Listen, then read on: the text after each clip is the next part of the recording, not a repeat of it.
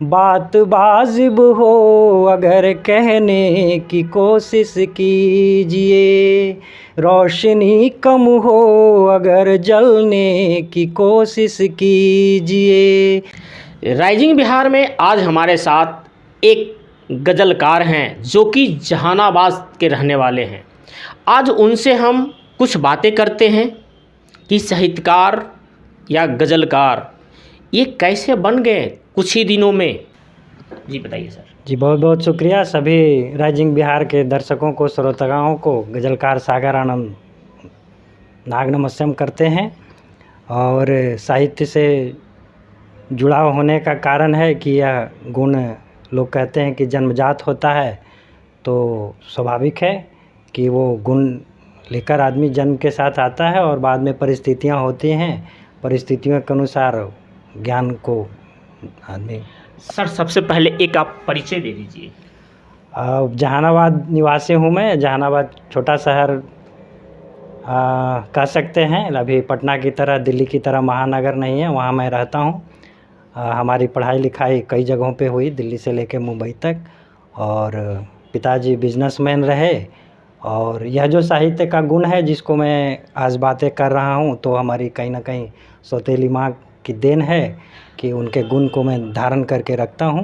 जहानाबाद के या कहीं के जो स्टूडेंट हैं वो इंजीनियर बनना चाहते हैं, डॉक्टर बनना चाहते हैं, आईएएस बनना चाहते हैं, तो सर आपका रुचि आ गया कि मैं साहित्यकार बनता हूँ, गज़लकार बनता हूँ, और इसमें रुचि जम गया। ऐसा क्या हुआ सर, कुछ घटना? ऐसा बहुत विस्तृत में तो बात नहीं करेंगे इस पे, लेकिन इतनी बात है कि यह एक 13 साल की उम्र से मुझे पता था कि हमारे दिमाग में एक अद्भुत ज्ञान आना है और उसको ग्रहण करने के लिए बहुत सारी चीज़ों को छोड़ देना पड़ा, सेक्रीफाइस कर देना पड़ा, त्याग देना पड़ा। तो ये 44 बरस की उम्र में वो चीज़ हमारे दिमाग में आया और आज मैं कह सकता हूँ, संपूर्ण संसार को मैं यह कहने की स्थिति में हूँ कि हम ऐसा मॉडल दे सकते हैं समाज का कि ना किसी को चोरी करने की ज़रूरत पड़ेगी, ना कोई किसी का मर्डर करेगा। यानी जिनको भी आप पाप कहते हैं, गलत काम कहते हैं, वह एक भी काम नहीं होगा। हमारी बातें सुनने में बहुत अद्भुत लग रही होंगी, लेकिन इसके कहने के पीछे ज़रूर कोई कारण होगा। ऐसा कहने वाले बहुत लोग नहीं मिलेंगे, हमारे जैसे चंद लोग ही मिलेंगे। बाकी कभी बाद में इस पे बात करेंगे सर। हमारे दर्शक हैं राइजिंग बिहार के या पूरा देश की जनता, वो 2 लाइन आपकी गज़ल सुनना चाहती है। बात वाजिब हो अगर कहने की कोशिश कीजिए, बात वाजिब हो अगर कहने की कोशिश कीजिए, रोशनी कम हो अगर जलने की कोशिश कीजिए। जिंदगी ने रास्ते तिरछे दिए तो क्या हुआ, आप अपनी सीध में चलने की कोशिश कीजिए। क्या बात है सर, आपकी गज़ल में तो बहुत आवाज़ है सर। और इस गज़ल को हमारे देशवासियों को बीच में अगर आप बहुत बढ़िया से रखेंगे तो ज़रूर ताली बजेगी। मगर हमारे साथ तो अभी दर्शक है नहीं, आप एक हम हैं, एक कमरे में हम लोग बात कर रहे हैं। देश के प्रधानमंत्री का जहानाबाद में इंतज़ार कर रहा हूँ, 16वें प्रधानमंत्री जी का।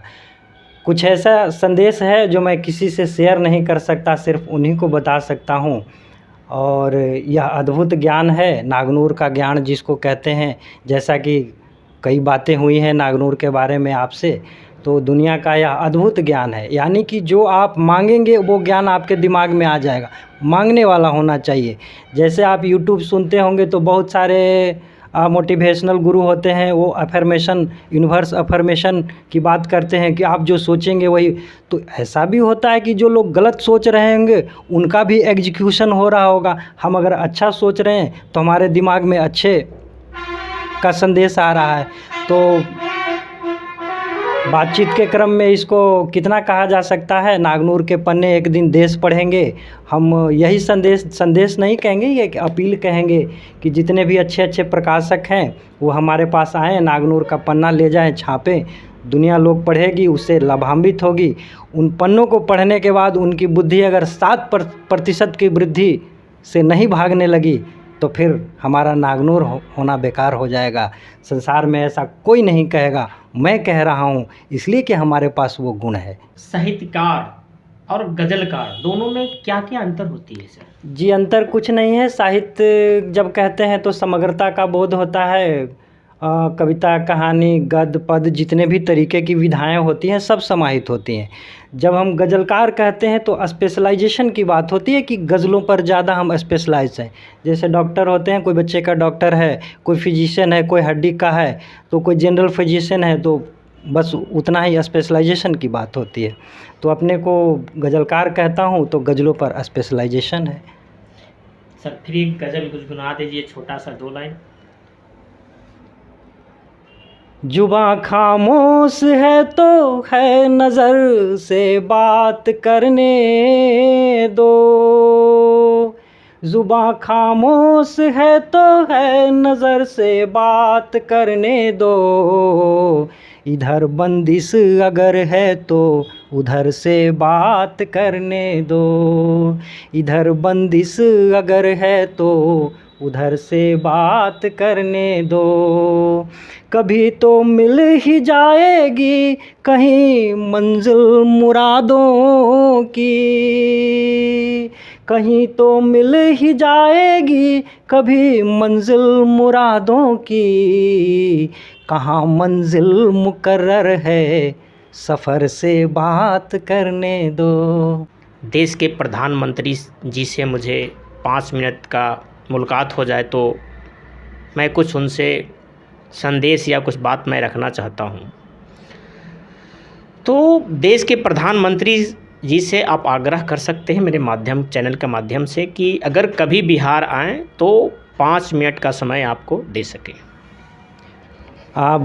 ये बहुत अच्छा सवाल है, और ये मैं आपके माध्यम से, राइजिंग बिहार के माध्यम से, यह भारत देश के प्रधानमंत्री से, राष्ट्रपति से, बिहार के मुख्यमंत्री जी से और उप मुख्यमंत्री जी से जो नए नए बने हैं अभी, मैं सबसे हाथ जोड़कर विनती करता हूँ कि सिर्फ 5 मिनट की बात नहीं है। अगर हमको दिल्ली में जाकर मिलना होता तो मैं कब का चला गया होता। ये हमारे पीछे प्रयोग धाम लिखा हुआ देख रहे हैं, इस प्रयोग धाम के लिए 75 भारत रत्न की कामना की गई है। भारत देश का कोई हिंदी लेखक बिहार में, छोटे से ज़िले में बैठा हुआ, शहर में बैठा हुआ, अगर भारत देश के प्रधानमंत्री को विनम्र विनती कर रहा है कि आप हमारे प्रयोग धाम में पधारें, हमारे 27 पन्नों को आप अगर ग्रहण कर लेंगे तो संसार के प्रत्येक जो सांस वाहक हैं, चूँकि सारे लोग सांस लेकर ही जीवित हैं,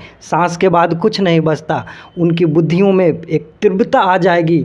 लोग देखेंगे कि भारत वाकई अद्भुत देश है, भारत ज्ञानों का देश है, वेद पुराणों का देश है।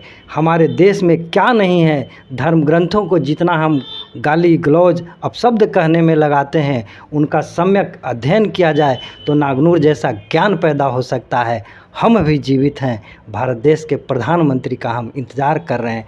हम 4 सालों से यह संदेश देने का प्रयत्न कर रहे हैं। आज मौका आया है कि आप हमारे ढूंढते हुए आए, आज हम आपसे बात कर रहे हैं। इस बात के लिए हम आपका तहे दिल से शुक्रिया अदा करते हैं। हमारे देश के प्रधानमंत्री माननीय नरेंद्र मोदी जी साहित्यकार, कलाकार और गज़लकार को बहुत सम्मान देते हैं।